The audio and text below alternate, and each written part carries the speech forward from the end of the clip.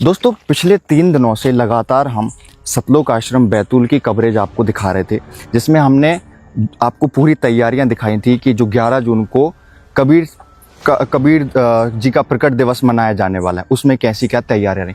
चौथे दिन की कवरेज करने के लिए जब हम जा रहे थे तो हमें ये खबर लगी थी कि बैतूल रेलवे स्टेशन से जो इनका आश्रम है वहाँ तक जाने के लिए कुछ ना कुछ व्यवस्था करी गई है। और वहाँ कैसी व्यवस्था है इतनी रात में, अभी रात का लगभग 1:30 बजने वाला है, ये लोग रात में अपने आश्रम कैसे जा पाएंगे, क्या व्यवस्था यहाँ पर कर रखी है, कैसे जाएंगे, कैसे का होने वाला है। तो इस सारी कवरेज करने के लिए मैं और मेरे सहयोगी सेवाराम पटेल जी अभी बैतूल स्टेशन पर मौजूद हैं। आपको पूरी कवरेज दिखाएंगे कि ये लोग इतने रात में कैसे अपने गंतव्य स्थान बैतूल आश्रम पहुँचेंगे। तो आप हमारे साथ चलिए, हम आपको पूरी कवरेज दिखाएंगे।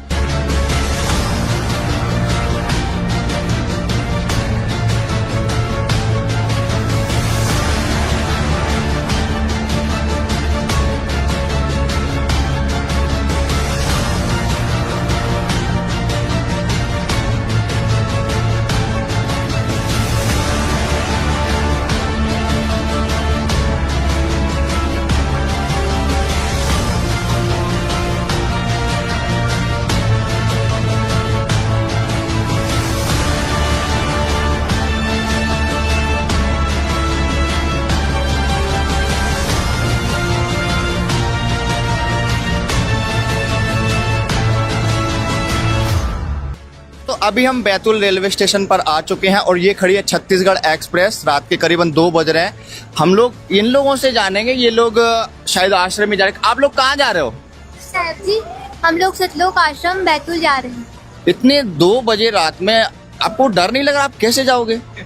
जी बिल्कुल भी डर नहीं रहा, क्योंकि हम परमात्मा की शरण में जा रहे हैं। क्योंकि संत रामपाल जी महाराज जी के सानिध्य में कबीर साहब जी का 628वां प्रकट दिवस मनाया जाए। आप ये बताइए, आप जाओगे कैसे? रात के 2 बज रहे हैं, आप जाओगे कैसे? आप वो इतने सारे लोगों, ये आप कैसे जाओगे? आप जी यहाँ संत रामपाल जी महाराज जी के दया से उनके आदेश से यहाँ सतलोक आश्रम से बस लगी हुई है, तो उसी में जाएंगे हम। बस लगी? दोस्तों ये बता रहे हैं यहाँ पर कोई बस की व्यवस्था करी है। अब बस क्या है, मतलब कैसे उसमें ये लोग जाएंगे, वो आपको हम आगे चल के दिखाएंगे। वहाँ पर हमारे जो एक और संवाददाता है सेवाराम जी, वो हमारा इंतजार कर रहे हैं। आगे की कवरेज आपको दिखाएंगे। चलिए इनके जो बस में ये कैसे जाते हैं इतनी रात में।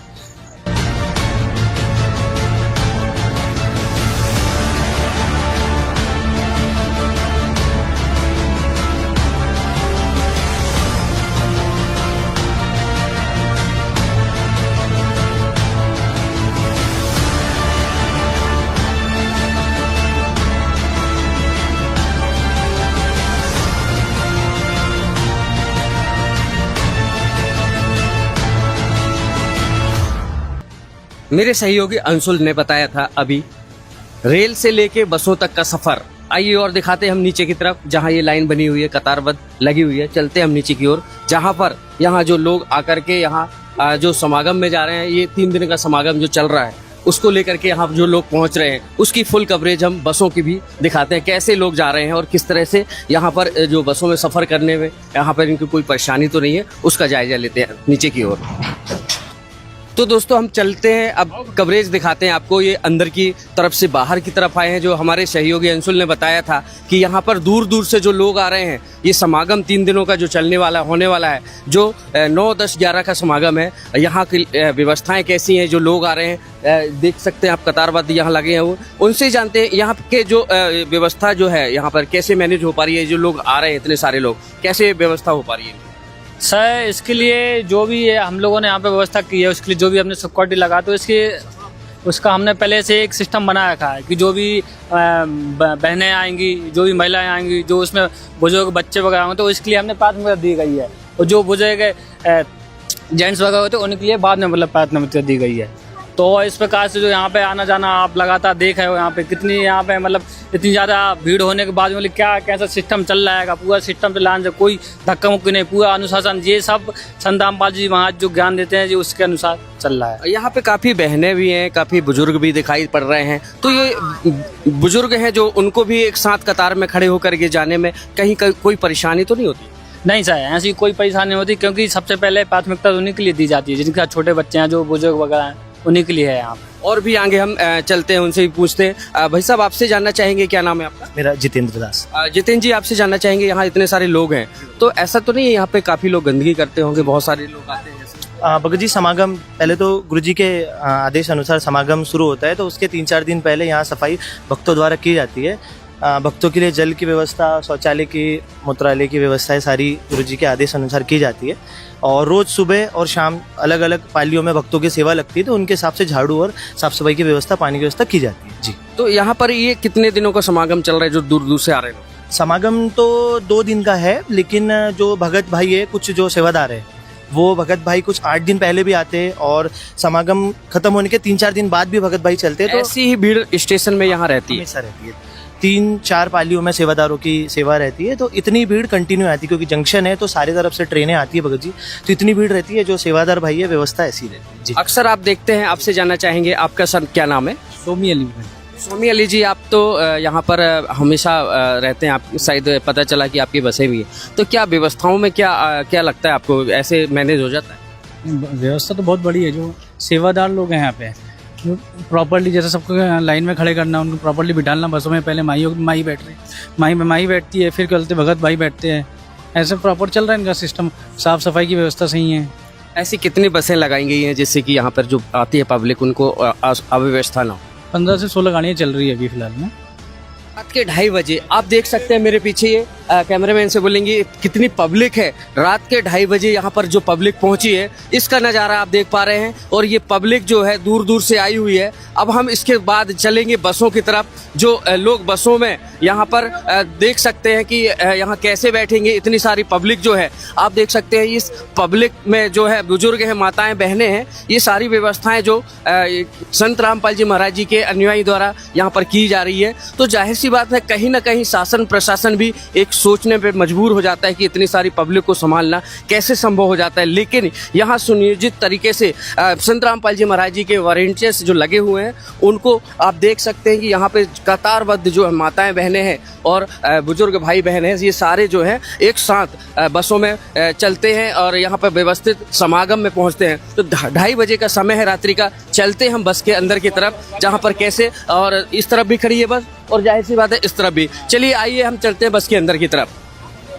ये बस है, इसी अली कोच की बस है, यहाँ पे खड़ी हुई है। अंदर की तरफ चलते हैं, कैसे यहाँ पर लोगों को बैठाया जा रहा है, कैसे अंदर की तरफ उनको किस तरह से बैठा करके यहाँ पर ले जाया जा रहा है।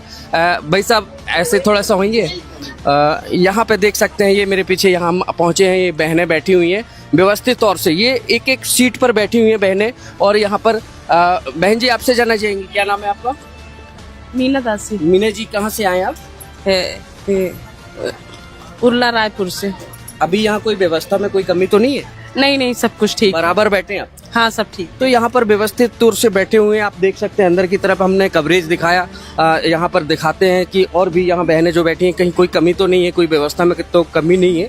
तो इस तरह से यहाँ पर सुव्यवस्थित, यहाँ सुनियोजित जो है, यहाँ पर जो संत रामपाल जी महाराज जी के समागम में जो चल रहे हैं, यहाँ पर जो लोग जा रहे हैं, उसको लेकर के यहाँ भीड़ जुट रही है। तो बहन जी, आपका क्या नाम है? महेश्वरी दासी। कहाँ से आए हैं बहन जी आप? कैसी जी, छत्तीसगढ़ से। छत्तीसगढ़ से आए हैं। तो इतनी रात में 2:30 बजे छत्तीसगढ़ से यहाँ पर आए हैं, आपको ऐसा डर नहीं लगता कि इस तरफ से आने में कोई ऐसी? नहीं, क्योंकि हम परमात्मा की सत्संग में आ रहे हैं, इससे हमको कोई डर नहीं लगता। परमात्मा का सत्संग में आए हैं, तो आपको, आपके साथ में परिवार के लोग भी आए होंगे? हाँ, मेरी माँ, मेरे दोनों भाई आए हैं, इसलिए मुझे कोई डर नहीं है।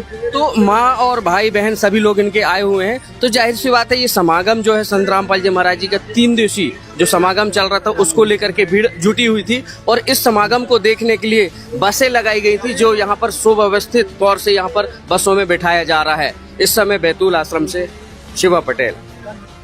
तो देखा आपने, ये बस जा रही है बैतूल से, बैतूल स्टेशन से जा रही है, जहां 2:40 हो चुका है रात का, और बस जाने लगी है। अब यहाँ पर जो देख सकते हैं, बुजुर्गों को, बहनों को सुव्यवस्थित बिठाया गया है। यहाँ व्यवस्था कैसी रखी गई थी आप देख सकते हैं। व्यवस्थित तौर से बुजुर्गों को भी ले जाया जा रहा है, किसी भी तरह से यहाँ पर कोई भी परेशानी नहीं हो रही है। इस समय शिवा पटेल, बैतूल से। तो दोस्तों, अभी हम चल रहे हैं बैतूल आश्रम और देखेंगे कि इतनी रात में ये जो अभी बस गई है, ये लोग सुरक्षित पहुंचते हैं या नहीं।